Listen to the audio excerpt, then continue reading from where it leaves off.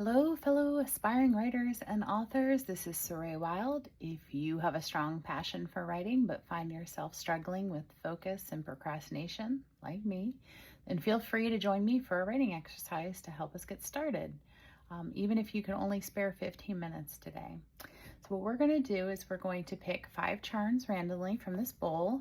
We're hoping that it's going to spark our creative imagination. You don't have to use all 5 of the charms in this practice, but if you're having one of those days and can only do one, only do one. But the more you can incorporate into the writing exercise, the more unique and inspiring your wordsmithing will be. All right, let's see what we're going to pick today. Just pick the first 5. So we have a tree. We have a rooster. We have a light bulb. We have this key. So what do we have? We have 4, so one more. We'll just kind of see whichever one we have. And then we have a diamond. Wow, very interesting.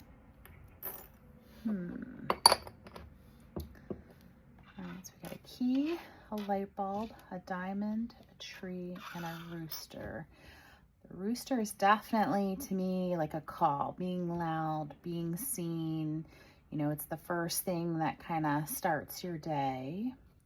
So maybe a calling. Light bulb to me is shining light into the darkness. Maybe there's a lot of shade with this tree, roots. It could also mean an idea, kind of like the idea because you got this key here, right? So unlocking something. And then on the key, it almost has this like Celtic knot or rose of Sharon or something like that. And then we have a diamond, something that can take enormous amounts of pressure, maybe even finding a diamond in the rough. So I think what I'm going to do, I definitely like this rooster, right? The call, being loud, being seen. So to me, that might be like a character who, through their call, they want to shine some light. Maybe it's a whistleblower character. And, and then this key is also calling to me. So something about unlocking something that's hidden. It kind of goes along with the light and the darkness and the call. So I'm going to use these 3. You can, maybe write just freestyle, whatever comes to mind. You could formulate a story plot, maybe a character introduction, which I think is kind of where I'm headed. You could do a descriptive scene.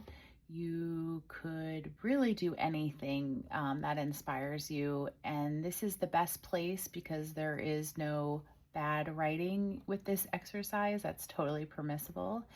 And I'm going to set my timer for 30 minutes because that's what I have today. But again, start where you're at. If you have more time, great. If you have less time, that's fine too.